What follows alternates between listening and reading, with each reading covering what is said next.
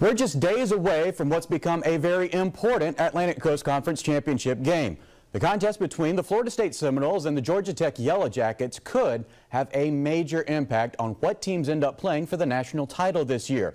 Now, if the season would have ended today, the Seminoles would be that last team in the 4-team playoff. So FSU can't afford any kind of hiccups on Saturday night against Tech, or they could fall out.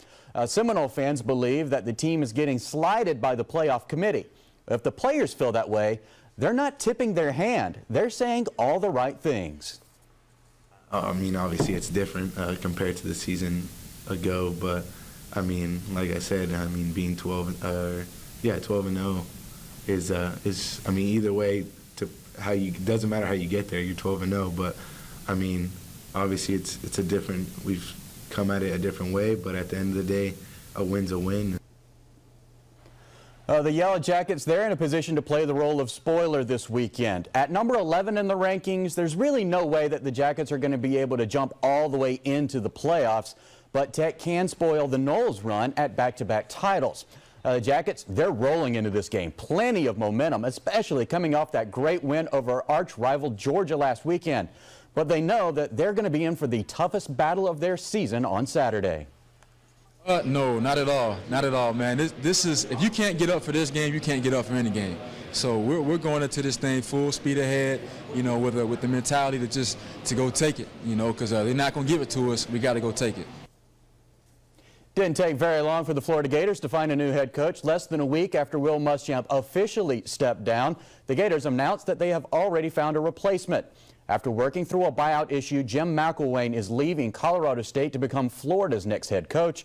McElwain accepted the job after getting his $7.5 million buyout reduced. The Denver Post is reporting that Florida is going to pay $5 million and then schedule the Colorado State Rams for a future game in Gainesville, and Colorado State will get $2 million guaranteed for that game.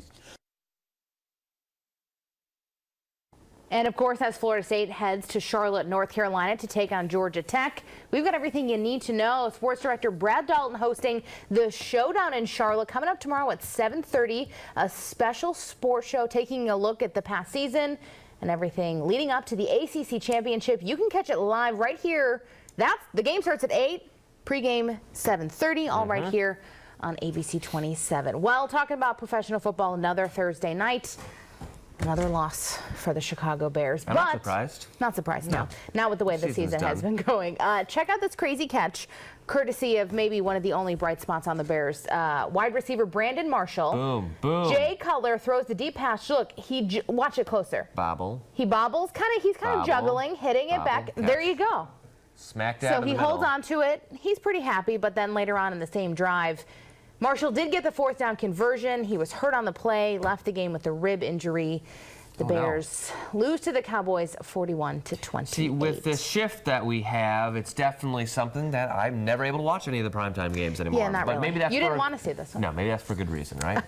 Well, here we go. Portland Trailblazers got their 3rd straight win last night, but who cares about that? For a while, all eyes were on this inflatable car promotion that was actually dangling over the... It's just like kind of stuck. Just stuck in there. It was stuck right there. You see it for a few minutes. You can see her trying to like wiggle it. Yeah, it was stuck there for a few minutes before crews finally were able to free it from the, what would you call that, the entryway or whatnot? Yeah, the little hallway.